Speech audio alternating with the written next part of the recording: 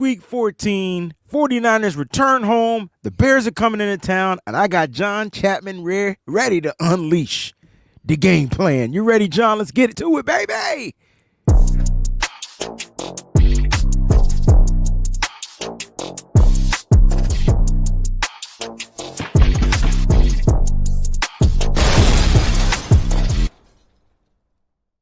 What's going on, 49er faithful? Make some noise. John Chapman is here. It is Wednesday, my favorite time of the week, because I get to sit back and listen to a coach talk football and try to explain how our coach should probably run this game. John, what's going on, bro? Man, I'm glad to be here, and I got to give you props, man. We were talking yesterday, and we're like, all right, we need some running back help, and Wayne goes, go get Abakananda. And I was like, nah, they bring it back Keyshawn Vaughn. And somehow we were both right. We were both right. So how crazy is that, though, right? Like, now I wanted to draft this kid a couple years back because he provided the speed element. It's a 4-3 guy. Let's talk a little bit about Abakananda because that's the move that they made. They claimed him off the Jets, from the Jets. What are your thoughts about the kid, and what do you see? He's on the active roster. And what do you see his reps looking like with the 49ers? It's funny because when he was coming out of college, I was like, okay, this is a bigger body, straight line speed guy out of Pitt that had like one or two big games. Like that was kind of his thing. So like whenever he has a good game, he has a great game. And then you jump forward, it's like the closest thing that you could possibly get to Isaac Guerrero. They are carbon copies of each other. Top end speed, bigger bodied backs that don't have vision. That neither one of them can see where to go. But if you can get them in the right place, they're going to get there. And so if you can block for them and give them space, it's there. But they're both boom or bust running backs that are not very efficient, but are big play waiting to happen. And so, him being waived off of the Jets, which I think might have some of the best running back depth in the NFL, bad teams spend resources on positions that perhaps aren't as valuable, and running back is one of those. 49ers and the Jets have that in common, as with probably not competing for a playoff spot this year as well. They have that in common as well. But I like him. It's just, you got two of the same guys. I think they will elevate Patrick Taylor. I think Patrick Taylor will get more reps this week than Israel, probably not next week, if that makes sense. Yeah, it makes sense because Patrick Taylor is the guy that's been in the system with the San Francisco 49ers, so it only makes sense that he gets the running back 2 reps. But I don't know. I like you're not getting much of a change of pace when it comes to Guerrero and Abakananda. No. But the cool thing is, like, they do give you that break speed. And I think Kyle's going to be looking to get some explosive plays against this Chicago Bears defensive front and their defense in general. So, like, this is actually, like, not a bad signing, for the San Francisco 49ers. No, well, it's not signing, but not a bad claim off of waivers or whatnot for the San Francisco 49ers because of the issues that's going on, with the 49ers running back room, John. I mean, Christian McCaffrey back to the IR, most likely done for the season. It's supposed to be a 6-week recovery from this PCL injury. And then you get the high ankle sprain injury for Jordan Mason. And since it's a high ankle sprain, that's a minimum 4 to 6 week type of thing as well. Like, just what are your thoughts? Just the 49ers, we want Mason in there. He gets in there. Next thing you know, he leaves with a high ankle sprain. You can't make this stuff up, right? Yeah, it's bad. He had the shoulder injury, then he had the ankle injury, and it's just like, man, if you're a 49ers running back, man, you better drink some milk because you're gonna need it, man. He needs some milk. Like they got to stop drinking like the other types of milks. Like, you know what I'm saying? Just get the straight up cow milk, call it a day. Like, I'm trying to think of the other milk. It's funny because I put a question out there on Twitter because I was sitting there thinking, like, what is the most injured position group for the 49ers this year? You could argue like 5 or 6 different positions. For sure. But I think running backs and defensive tackles, probably those two are just like, man, stacked on stacked on stacked injuries. And if you think about it, if you think about it, though, they knew running backs was going to be an issue when it came to injuries because they kept I would say 4, and then that fifth one always on the Should have practice kept squad. Cody Strader, man. He was way better than Garendo all throughout camp. That was a miss. That was a miss. But at least we got Ronnie Bill. You know, that was huge. Hey, but my point. I mean, where's Schrader now? The Chiefs. No, Where he the go? Rams saved The him. He's on the Rams. Rams, but Rams. they're not even They're playing not him. even using them. Yeah, which they will, but they They've stayed drafted healthy. Blake All Corum. their guys have stayed Yeah. healthy. Yeah. So, I mean, look, at the end of the day, shoulda, coulda, woulda. The issue is that they made sure that they knew that the running backs positions was going to be an issue. The defensive tackle position, they tried to keep a bunch of those guys in there. I just don't think they're just the right guys. Like, they're the right fits for what we're looking for on defense. Yeah, it's weird because when your scheme allocates that you're only going to commit to 6-man boxes on the regular, sometimes 7, but mostly 6. That means your defensive tackles are going to get double teamed. You look at that Bills tape, it's duo over and over again, which means both of your defensive tackles are getting double teamed. We don't have anchors. We have slicers.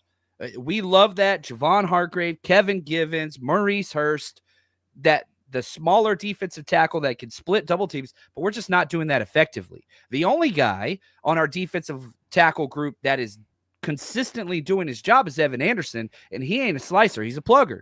We need more of those big guys. The next guy would be Malik Collins. Guess what? Not a light guy. He's a big dude. So there's definitely, you talked about, like, we don't have the guys to run our scheme. I think that's 100% accurate, Wayne, because the defensive tackles, we need pluggers that kind of, and I know people are like, Javon Kinlaw, look what Javon Kinlaw did through the playoffs whenever he was finally healthy. Not saying we should have kept him, but that bigger, dominating defensive tackle guy, if you're not going to commit to big boxes, you got to have big defensive tackles that can sustain the double teams. Yeah, and that's what you're seeing, right? That's why we always say these offensive lines seem to be bullying the defensive front, right? And it's because they're just not literally built to withstand a lot of these big double team guys coming at them. And that's why our linebackers are struggling when it comes to filling in the gaps. And these offensive linemen are getting to the second level.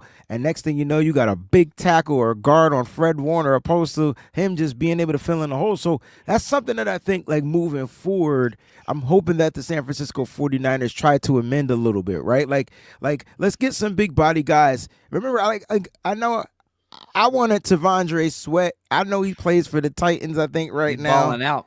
But he's doing the damn thing. And I know he was a red flag, and I know we needed to stay away from red flags. But man, the production you would have gotten from him as far as just stopping the run, you know, and that's one of your guys, bro. Like, you know, from Texas, like, just stopping the run. Haven't seen much from Byron Murphy Jr.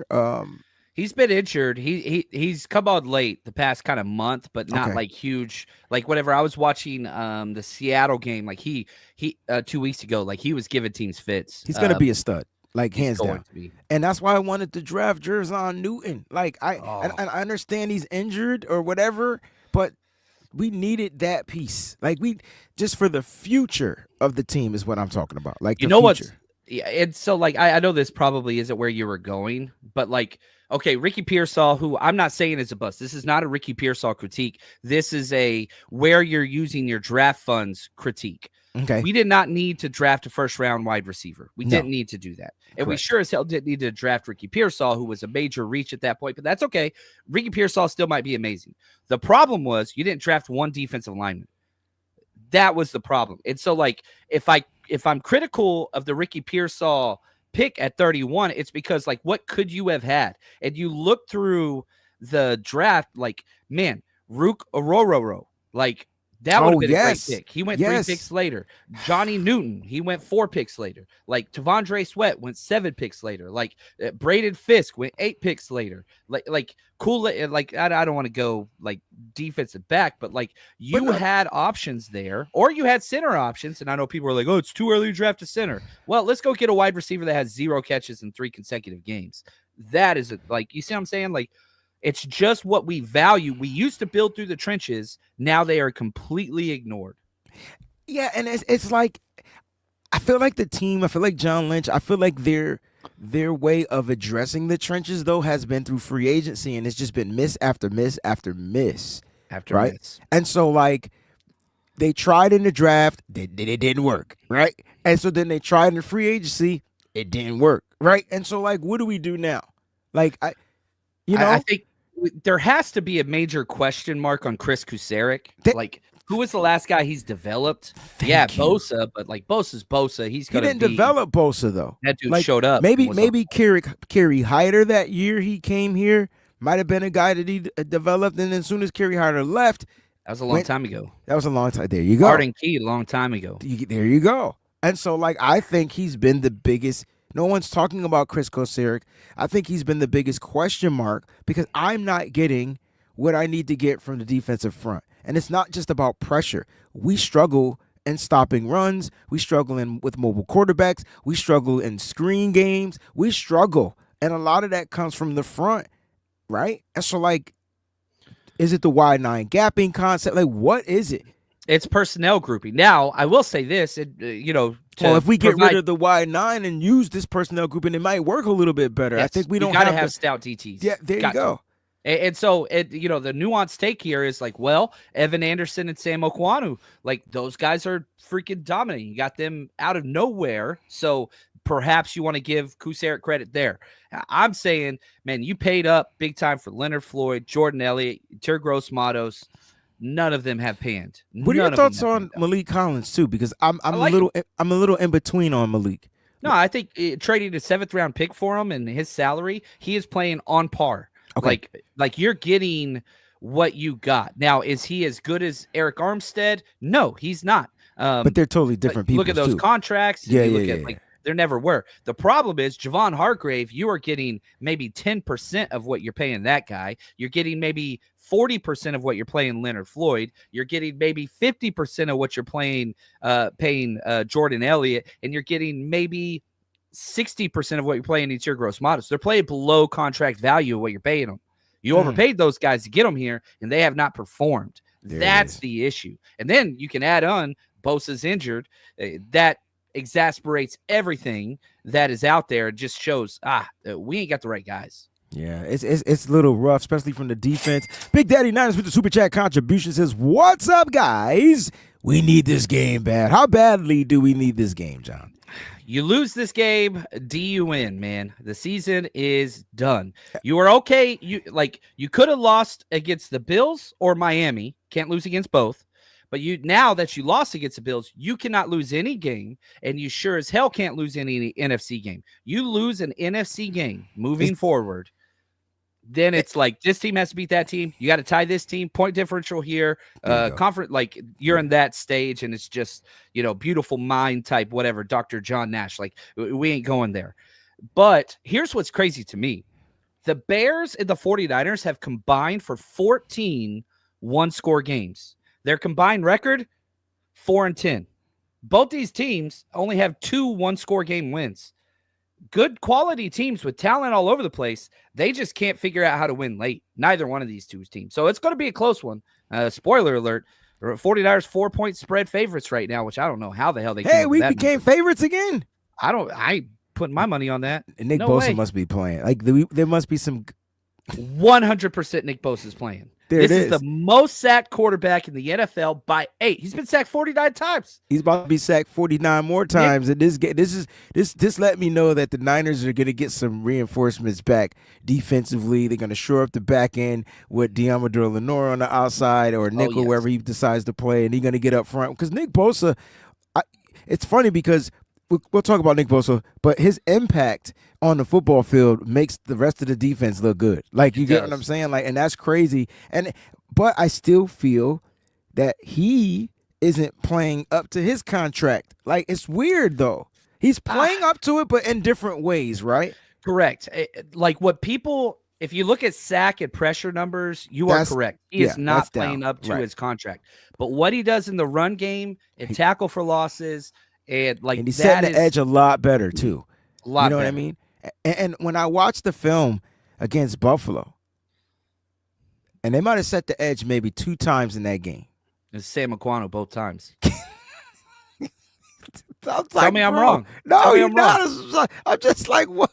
Like, that's the number one thing you got to do. Like, as much as I want to sack a quarterback, bro, that's the number one thing you need to do, because you got to force the run back inside. That's where it's congested.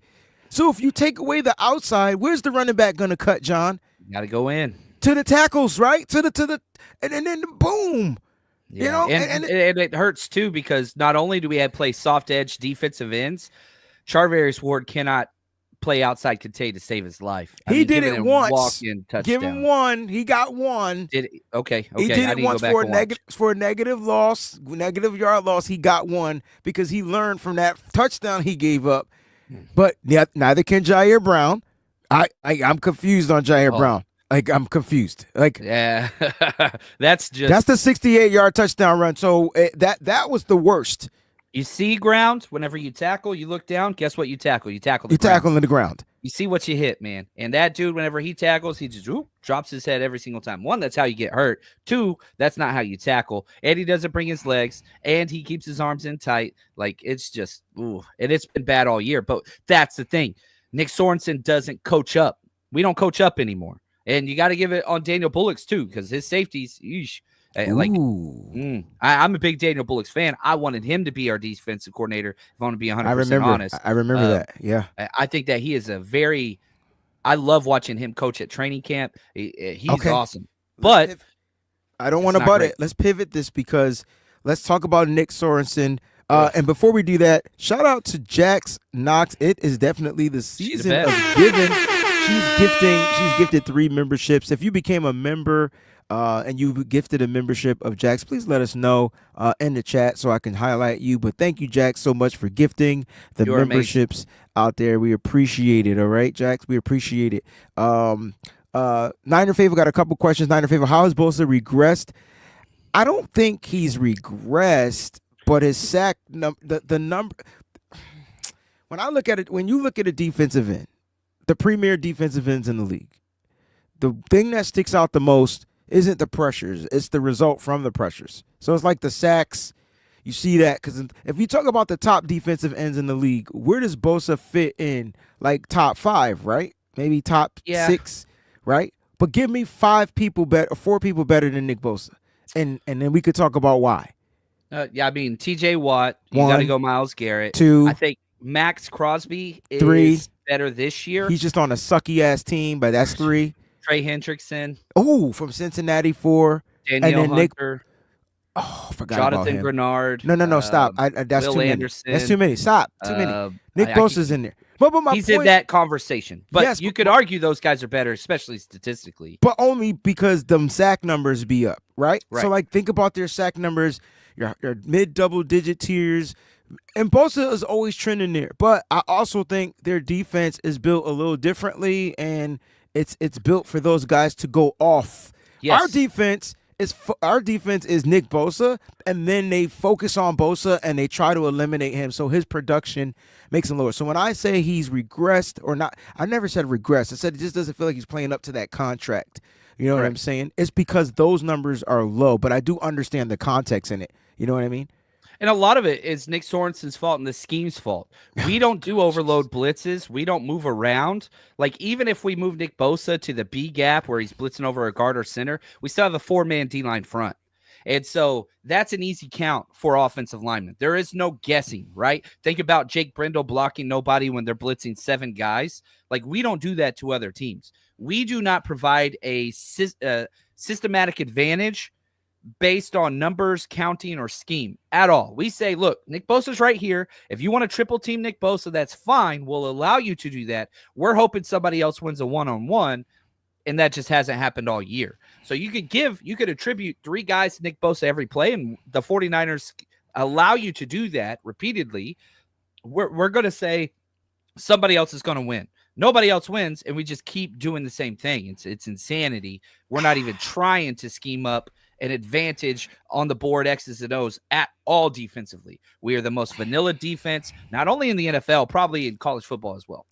Could that be a reason for Nick Bosa's injuries? No, I don't. Hear me out. Okay. Hear me out.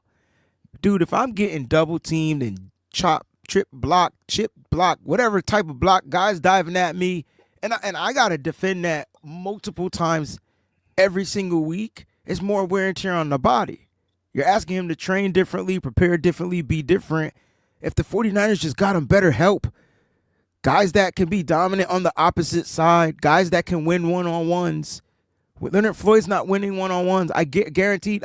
Granted, he's the second sack leader. He might be higher than Nick Bosa, or at least tied, but my point is he's not winning the one-on-ones at the rate we want. So if we could help him, wouldn't that help Nick Bosa with less contact? Yeah, theoretically it should. And I mean, you look at Bosa through his career, he had the abdomen injury, the core muscle surgery before we drafted him. Yeah, you're right. He had the other abductor injury this year, not surgery related. Then he had the other side rib oblique injury. So I mean, whenever you're that cut up, I don't know what that's like. Like, I don't know. I mean, the play he got hurt on, he got a sack. It's not like he got hurt from being blocked or whatever. He got up and tried to dance and couldn't do it. Jackwagon. Why are you trying to celebrate if you're injured? Anyway, sorry. I was just thinking of the wear and tear on the Bison long season. So I'm just like, man, if he could stop getting tripled and more doubled, if we just had extra, I just felt like if the Niners focused on that front a little bit better, and I think they've tried and they've just failed. They've missed. It's a crapshoot. You bring in a free agent, you're hoping he pans out. You pay him the money, doesn't pan out. Got to move on to the next. Happened with D Ford. It's happening with Javon Hargrave. I'm sorry. You know what? No, I love what you said there, because as 49ers fans, we watched the game, and I think the number one position group we're most upset about is the offensive line. But I don't think that that's correct. You watch this game versus Buffalo, I would argue the offensive line had the best game of the season, and Trent wasn't even out there. I was about to say of the 49ers career. Dude, maybe the last couple of years, and how well they played. Now, you look at the defensive line, I think our offensive line is better than our defensive line, and that's even with Bosa. We have literally guys out there getting snaps that are not NFL players. I got you.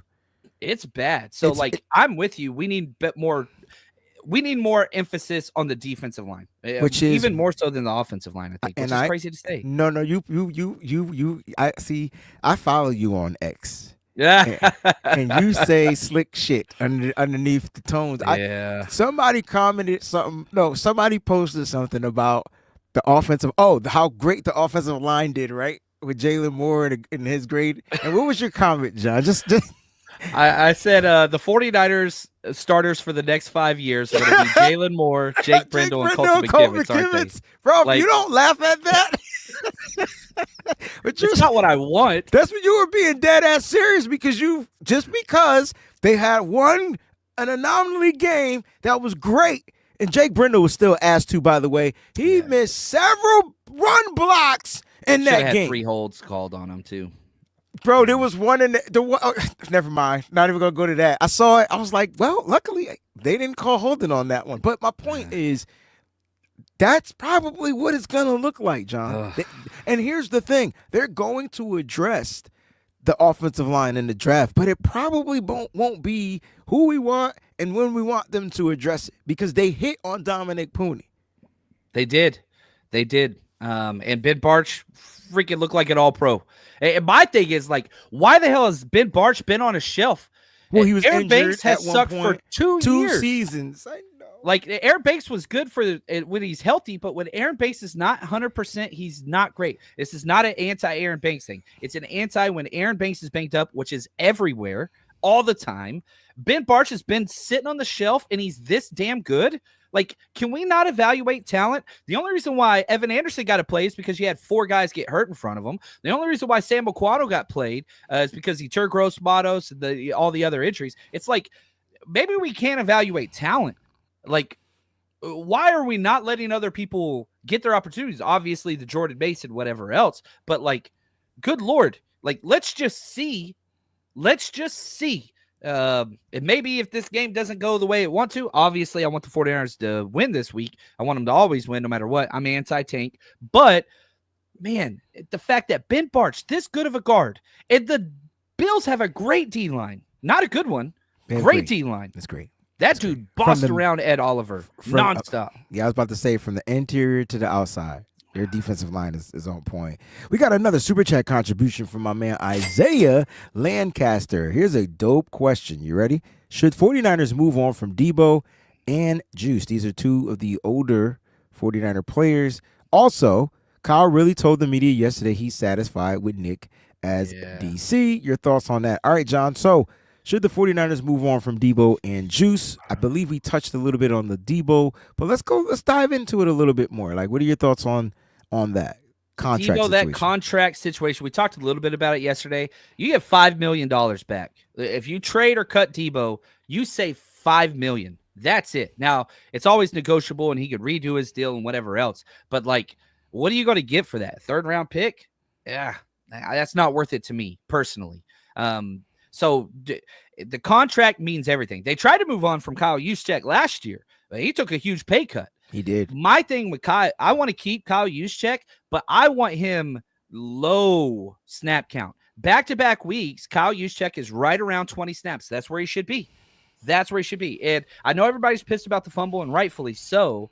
And they're upset about the play call. The play call worked. You got 4 yards. You were on the 5-yard line. You got a 4-yard gain on a fullback over against an over-aggressive defensive front. It was a perfect play call. You just got to hold on to the damn ball. I can't remember the last time Juszczyk fumbled. Like, I want to keep Kyle Juszczyk, but it's going to have to be for the low. Yeah, I mean, he's not making any money. I think he's getting like $2 million next year. So again, like if you move on from those guys, we've tried to replace them. Jake Taunton just can't do it. Braden Willis can't do it. Do we want to spend a 3rd-round pick on a fullback? Because Kyle Shanahan sure as hell will. I don't want that. So I'm fine keeping those guys because the contract and the numbers make sense. And if you move on, you're not getting anything back for them. You just have to cut and walk away. I don't think you're going to get more than probably a 4th or 3rd round. And if you trade Debo before the draft, you have a $15 million cap hit, not savings. It cost you $15 million more to trade him. The way his agent negotiated that contract was, you ain't trading my ass. He took all the outs out. You stupid. Hey, I'm telling you. Well, that's a genius deal from his agent, though. Smart. Like, you are not trading me. But why was Debo so worried about being traded? Like, remember, he was nervous about it. He was nervous about getting the call from John Lynch because the 40 probably because he just wants to be here. But why was he so nervous about? If you're Debo and you get traded, is there another offensive coordinator that could do more for you than Kyle Shanahan? That's a good point. You know what I mean? Maybe now it's a little bit different now that we're not doing screens and whatever else, given we did run the most screens we've run all season this past week. And it worked, by the way. So I don't know, but that's how they did it. So if you trade Debo, you lose $15 million cap space next year. That's a lot of damn money, man. Damn. Back-to-back Friday references. Back-to-back Friday references. Dang. Bye, Felicia. Like you know what I mean? Wow. Good God. Well, so do we need to ixnay on the trade Debo stuff, or is there something that the 49ers can do? Like what are your Debo's not having a good season. And I don't know if it's because of his age. A lot of people feel he's slowed down. I don't get that, but I understand why people see it, they feel it, whatever. But what are your thoughts? Like how do you use Debo? Like if he's not a traditional wide receiver, you've got to use. Knew that. Yeah. So I love that they moved him to kickoff. He's had 3 A+ best kickoff returns in the NFL the past 2 weeks. One of them got negated, the other 2 huge ones, and then the fumble. So you have to find ways. Screens, obviously the backfield. You're going to see Debo in the backfield again this week. Like that's it. It's back to that. Whether you like that or not, you're going to see it. I can guarantee that. And so you got to create. He can run drift, and that's the staple of the passing game. It's where you've got the clear out route. That's what Ricky Pearsall runs. And then on the backside, you got that 12-yard in. He can still do that against zone coverages. So it's not like Debo's just, the problem is Brock Purdy, he's not throwing over the middle of the field well. Brock Purdy's not throwing well anywhere lately. We're looking at a 3-game sample size where it's just ouch. Yeah, I got mad questions, bro. I'm sorry. We're going to get to the game plan for those that are waiting for the game plan. I promise, but I only get John twice a week. So when I'm on his show, he asks me the questions. So you know what? Brock Purdy And we're not finished with Isaiah. We're not finished with your super chat too. By the way, we're going to answer that second part. I love Brock Purdy. Same. I understand his limitations, but now I'm a little concerned about him continuing to progress. Has Brock Purdy hit his ceiling? Or is this injury a little bit more severe? Because it seems like when Brock Purdy's healthy, he's finding ways, he's making plays. Throws are still not 100% accurate, which throw is, though, at this point. But he just doesn't feel the same Brock Purdy right now. My biggest complaint is, okay, when Brock Purdy was successful, he had the best footwork in the NFL. He had the best mechanics, and he took what was always there. And it didn't matter. Checkdowns, whatever, flare routes, whatever. Didn't matter. Now, the footwork, it's rushed. And it's funny because, the best offensive line, like the pocket was freaking perfect. That dude was not under pressure really at all. There were 2 pressures allowed the whole Bills game. That's it.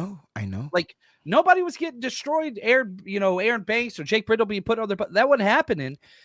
And now he's patting the ball like crazy. It's just like he's developed this new where he just pats the ball. And even on the fumble, he knocks the ball out of his hands. Like, and it's just like, why is he?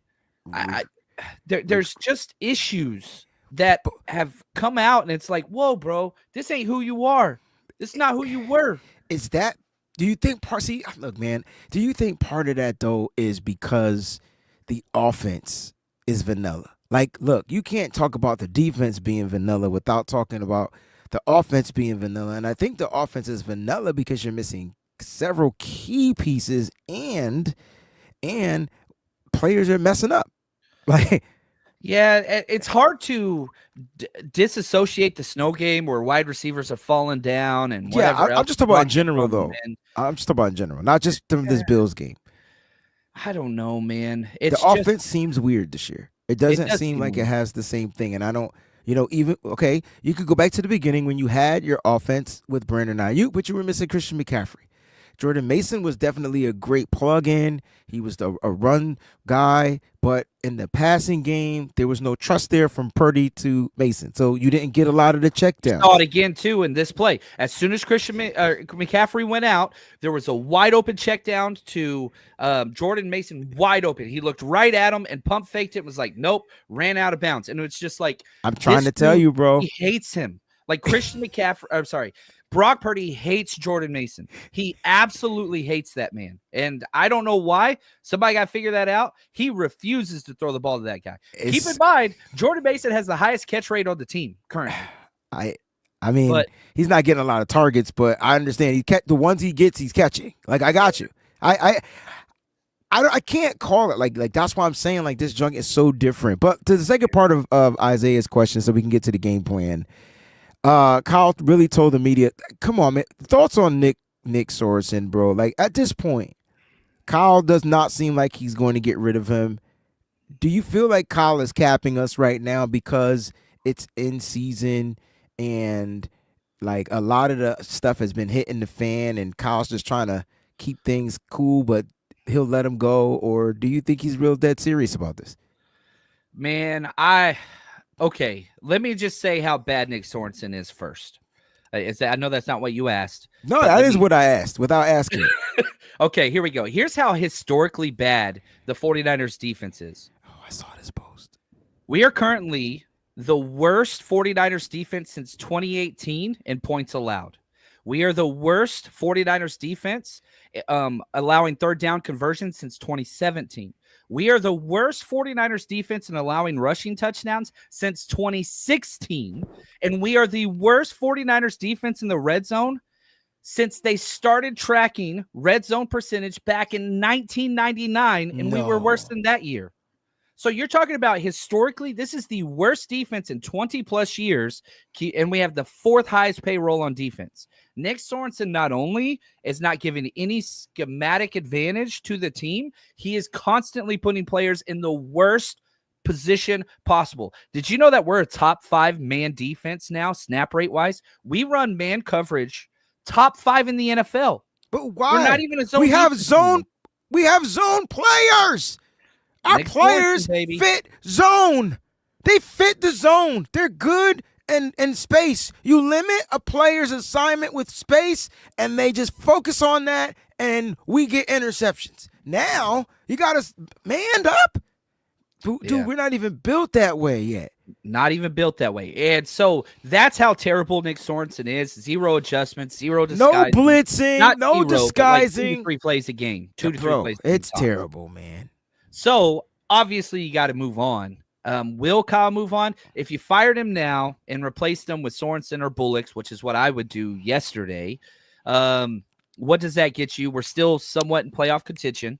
So maybe you're waiting on that once. If that, I'd rather the 49ers win out. That's what I want to happen. But right now, like, is now the time. You should have made the change at the bye week, but it's a first-year DC, first-time play caller. And I get it, whatever. But if you did, you can't replace him with somebody great now. You really, really can't. And I know somebody's like, oh, Robert Saleh ain't coming back here, folks. He ain't coming back. I've been screaming from the mountaintops. Robert Saleh was never coming back.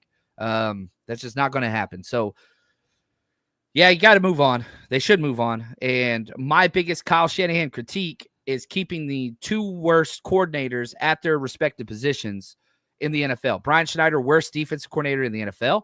Nick Sorensen, worst special teams coordinator in the NFL. And now you've got the worst defensive coordinator in the NFL, Nick Sorensen. Yes, he is the worst. The worst. Like, what's that one gif from Parks and Rec? Like, yo, sorry, Parks man. and Rec definitely took over after The Office went off the air, yo. So if you needed to keep those laughs going on, you had to watch Parks and Rec. All right. All right, let's get to this game. I'm looking at the defense, and overall, yards per game, they're top 5. Like, this is crazy. Yeah. Passing yards, that's where they kind of top 4. You're talking about the Bills now, right? No, I'm talking about the San Francisco 49ers defense. They only give up 190 yards per game, average passing. They only give up 309 total yards per game. So they're still at the top. What hurts the 49ers is all those other stats that you mentioned. Anytime it matters, we can't. There it is, bro. First, second downs, awesome. We're the worst defense of the NFL on when it's third and 6 down. and more. Bro, that is ridiculous, bro. Whether it results in a penalty, them giving up a first down, like, we just can't get off the football field and give the ball back to the offense. I think what's hurting me right now is the 49ers fell out of the top 10 in stopping and as far as yards, rushing yards per game.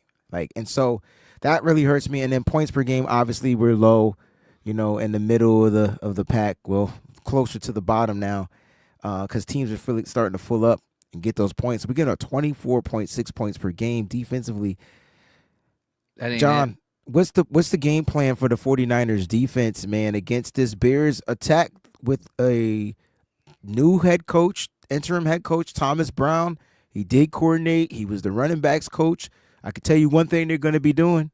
They're going to run the motherfucking ball because the 49ers look like they can't stop the run after all of a sudden again.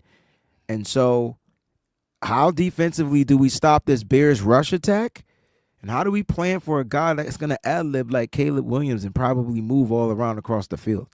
The crazy thing is, the more and more I watch the Bears, you want them to ad-lib. And I know there's those like 4 or 5 highlights where it's just like, damn, how'd he do that? And that's okay.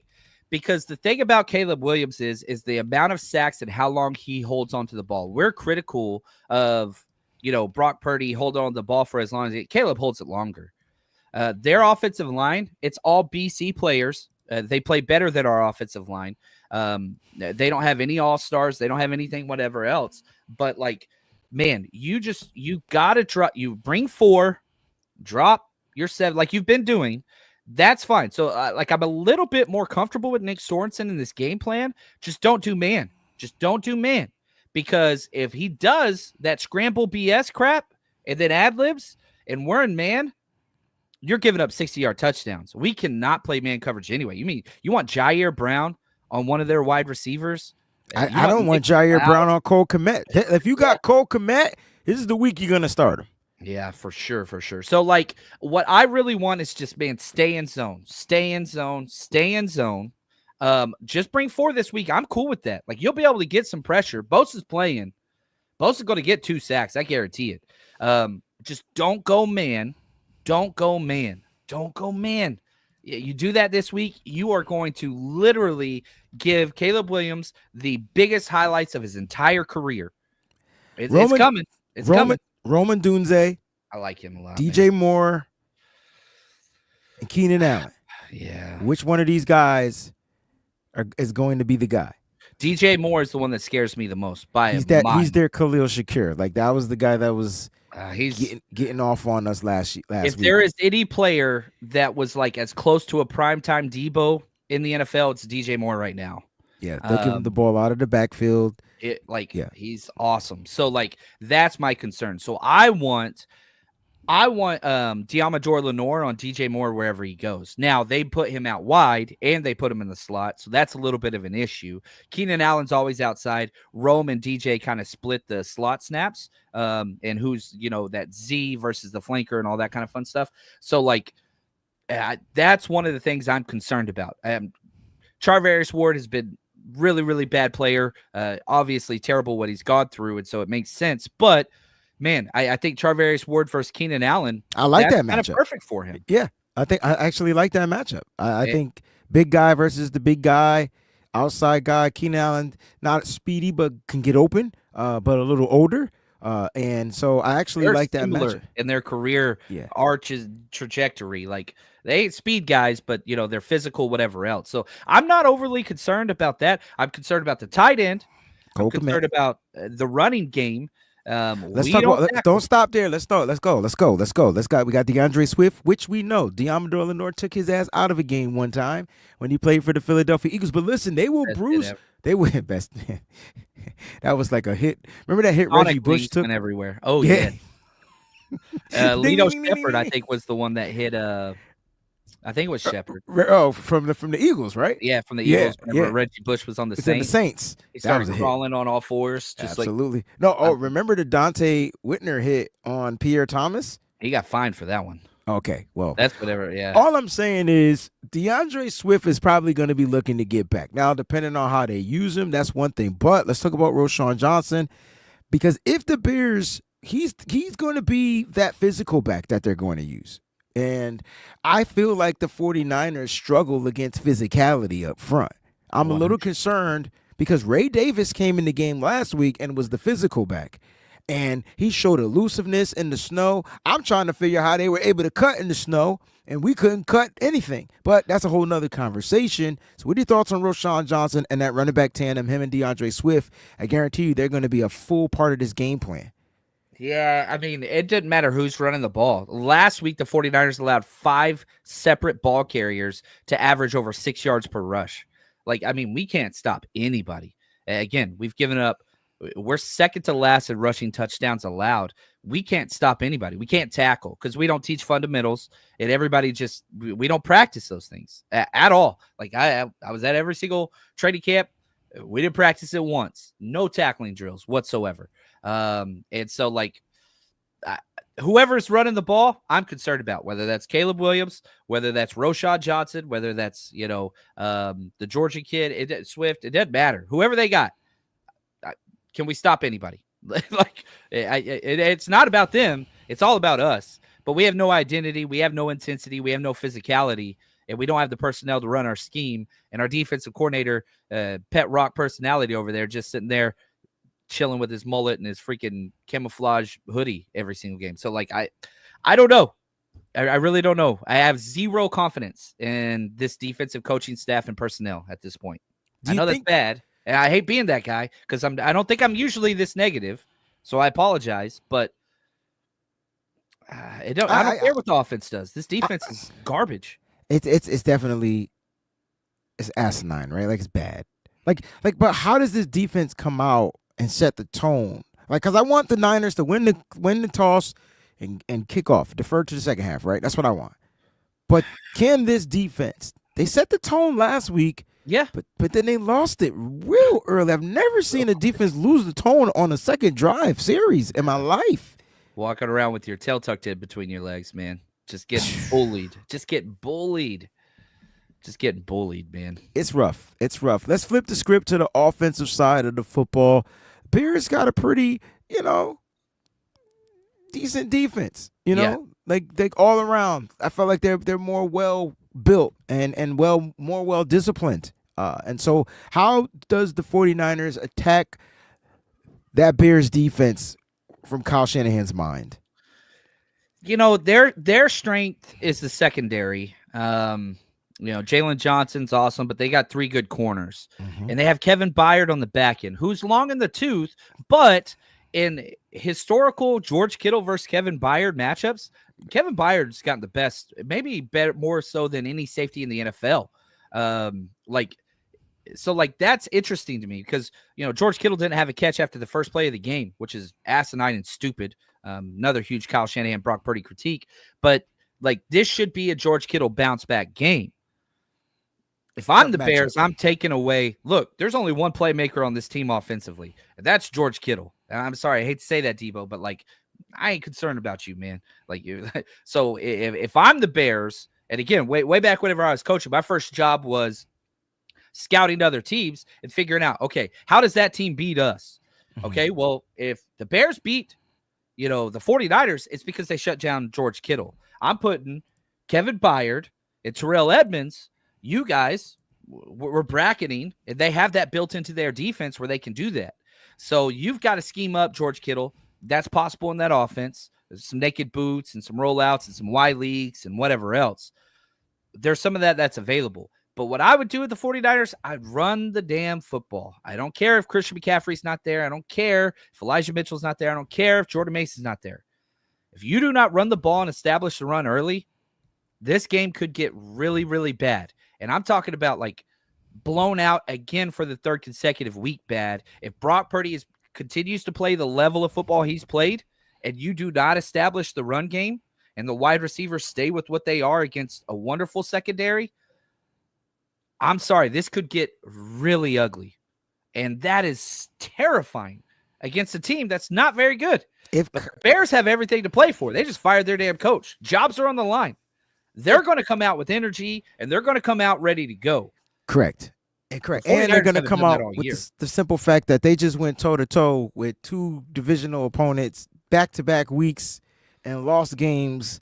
They're playing their best ball of the year right now. Right. They find ways to lose, though. That's the crazy part. Right? But the coach is gone, and now with Thomas Brown as their interim head coach, they might try to find a way to win this week. The 49ers got to stop doing stuff to beat themselves. Offensively, they corrected a lot of the penalties. Only 1 penalty last week. It was a delayed game, which I don't understand how you get a delayed game after an injury timeout. I'm confused, but that's another question I got for you on another day. But offensively, they corrected those. We talked about the offensive line being a little bit better. Does Trent Williams play this week? That would be the question mark. If not, Jalen Moore will get another start. And if he could do well, I feel like at home, it might be something to where that 5-year term you were talking about. Remember, he's this is contract season 2 for him. This would be something interesting that the 49ers may feel they have some reinforcements or something like that moving forward. Offensively, you're going against Montez Sweat. So he's going against Sweat. And that's why, and I love it. I love it 1,000%. They do struggle against the run. And so it's common sense that we should run the ball, but I feel like this won't be we're not a common sense team. And I feel like Brock's going to come out and throw and throw and throw and throw and throw and get you Yeah, man, that's the worst thing. I'm a little nervous though, John, about him not trusting Garendo because the first run. He trusts Garendo. He trusts Garendo for some reason. He trusts him. But he'll check down to Garendo. He trusted him when he had.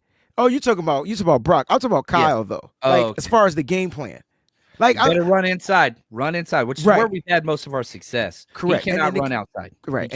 Right. And so I'm a little concerned. I'm a little concerned that Kyle, him being a rookie, he's not gonna put too much on his plate. He's not gonna use them. He's not gonna do this, and it's gonna inside runs. You I put know. Patrick Taylor in, he could do everything. Patrick Taylor's better than Isaac Guerrero currently, in my opinion. I He's a think he's pro. better all He's a year. He's a pro. professional. Now, you don't get the explosives, but you get the consistencies, the efficiency. Patrick Taylor can block. He can do it all. And I know people are like, Guerendo's amazing. I know there's people that are like, oh, this guy should have been whatever. Like, no, man. Even in this game, like Guerrero didn't have a bad game, but man, his very first run, he ran straight into Colton McKivitz, who had a good block. Like, he got tackled by Colton McKivitz, who was doing his job. He just, the vision ain't there, man. So going from CMC to Guerrero, it's completely different. You got to block an easy gap for him. He cannot read. He can't read the gaps to cut through. You've got to make it easy, dude. You run here. Don't think, just go. That's what you got to do. That's why I'm saying if it's not successful early, I'm telling you, if they do that, the 49ers are going to lose by 15 plus. It's in the cards. And not saying that I have no faith in the 49ers. No, they can win this game. They can. They should. You got to be who you are. How did you build this team? Run the game, play action, screen game. You do those three things, you can win this game. You go empty sets and you just try to throw it all the time. There should be no empty sets in this game. None. Zero. None. Christian McCaffrey's not here. Jordan Mason is not here. And Elijah Mitchell is not here. I don't want to see one empty set in this game. It should be none in the game plan for this particular week. For the rest of the damn season, now that I think about it. I don't even want Patrick Taylor running empty sets. Nobody. I do see Patrick Taylor being the guy. I don't know if he's going to get the start. Or will he be the reliever? I don't know. I don't know how it's going to work, but they're definitely going to be. We're going to get the running backs by committees this week. I know that for sure. You see Nigel's comment? That is 1,000% correct. I want the Jimmy Garoppolo offensive game plan. Throw out. Yes. Let's go back to 2019. Yes. Playoff run. Football. I don't care. I know we don't have Mostert. I know we ain't got Jeff. Yeah, like where are the slants? Where are the quick slants? Where are the quick outs? Where, Kyle? They have to be in a book. Yeah. You know when you play Monopoly and you land on chance and it says, oh, go back 3 spaces. Back 3 spaces. Go back 3 years, get that playbook, open that shit up, and do that. I'm with Sentinel. Like you have to give this. You have to take who you have and make the best of it. It's like trying to cook something and you don't have all the right ingredients, but you got some stuff and you got to make the best of it. I need Kyle. Listen, man, you got a guy named Deebo Samuel. He's still a guy that people may fear if you utilize him right. But if you let him line wide out and have him run these routes to where he's not able to create the type of separation, it's hurting the team. It's hurting the offense. This should be a Ricky Pearsall game across the middle. I feel like you'll get a lot of that, especially if you said that George Kittle is going to be pretty much tied up with Kevin Byard on some type of man one-on-one coverage or bracket, however they do him. And you got to figure out how to get these other guys. Now, I need Brock to throw the damn ball. Stop being indecisive and just throw the ball. The good news is the Bears run one of the highest cover 3 zone teams. Oh, yes. The drift concept is open. Perfect. Like all the underneath routes. I want underneath. You hike the ball. So you mean to tell me they're not going to be like just the pressing? Like, oh, my gosh. They run 20% man, and against us, everybody plays the Niners different. You know that. So they do it versus everybody else. Doesn't mean they'll do it against us, but we can hope. We can hope.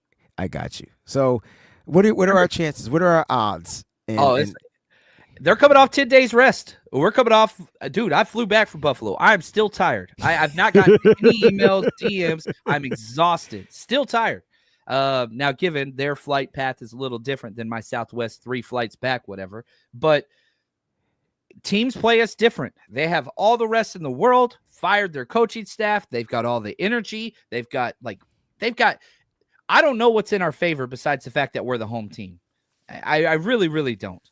I just think the Niners returning home, getting some players to return, and knowing that this is it, like you just said, like we can't lose or we're done. I If don't you think lose this, it's over. It's right. over. I think with their back all the way against the wall, not just to the wall, but like in the wall, like you got an imprint on the wall type of back against the wall. I think they play a lot different. Plus, they need to like these players need to help themselves too, man. Like as much as we were mad at Kyle Shanahan and a lot of people want him gone and fired. Both Yeah, and. yeah. It's both. It's both, man. These players got to go out and fucking execute, man. Like they just or have the will and the desire to want to win. Slick68 with the super chat contribution says Tyshawn went from Debo to Red. Pops, what you want me to ask for my bike? Oh, that's different.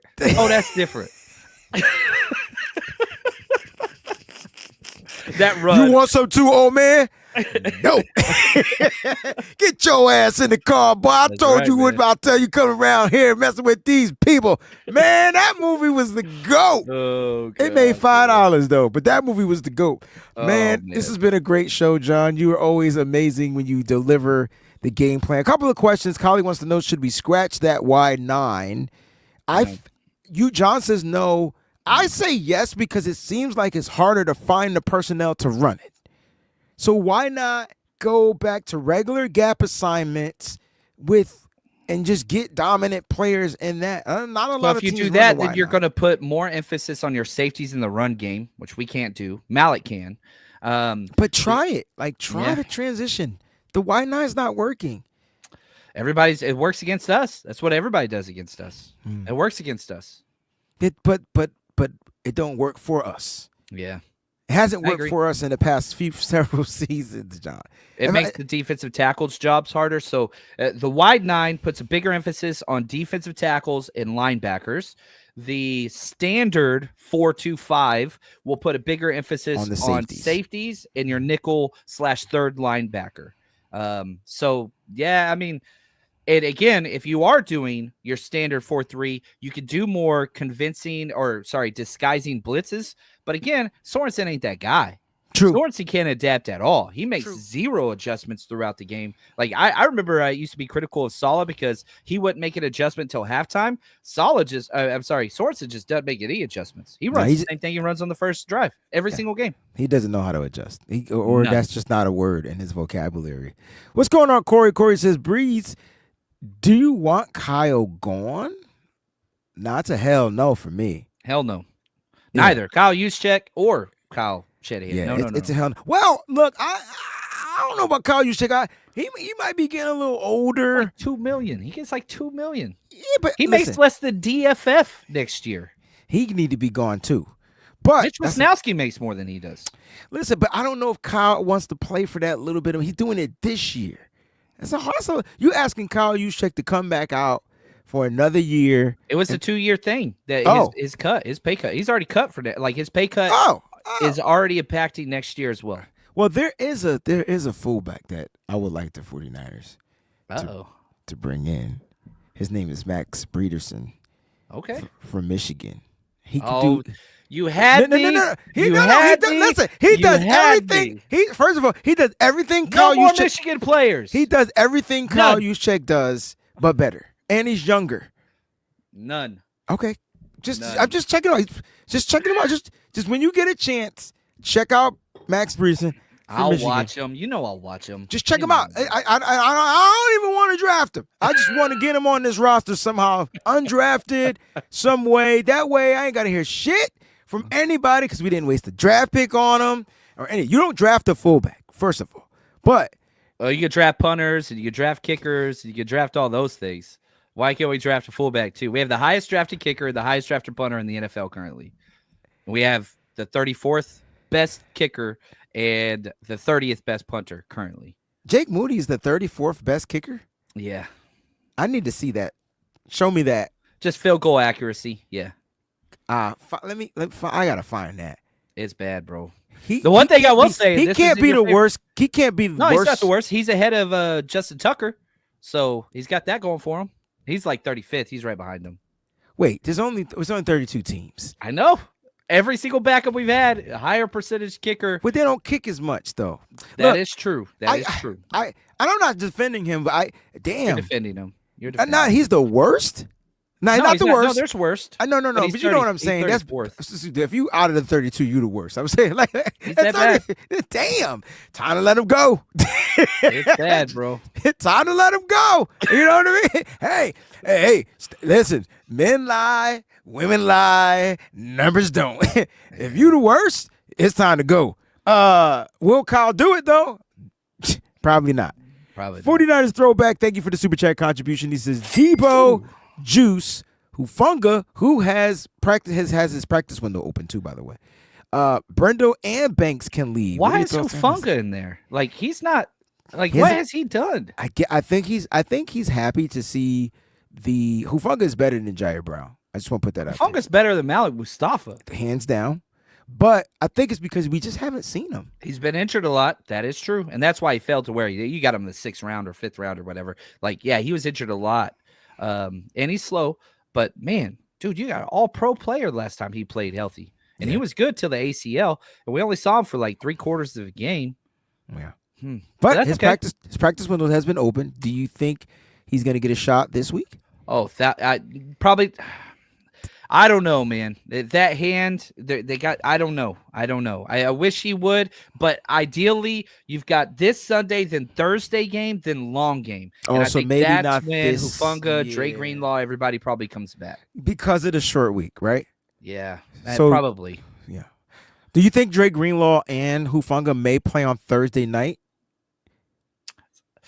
Because of the short week, it's like you get fresh players. I would be happy. I want them to. That hasn't been the recipe for whatever, but we're kind of in dire straits. Now, you lose this game? No. You win this game? Maybe. Yeah. Because you lose this game, it doesn't matter. Yeah. You just let them rest and then bring them back. That's what, yeah. Damn. Well, what a season. Yeah. Yep. It's been something. Well, John, with that said, take us home, buddy. Let's go. Man, other teams go through this a lot more than us. Yeah, we went through the 2020. The expectations were super high this year, and it's not over. It's as close to over as you could possibly be, but it's not there. If the 49ers win this game, and some things break your way, there's still a chance. Now, is Super Bowl in the realm of possibility? Yeah, whatever. I don't care. I want to win, and I want this team to improve, and I want to see our coaches improve, even the ones I don't like.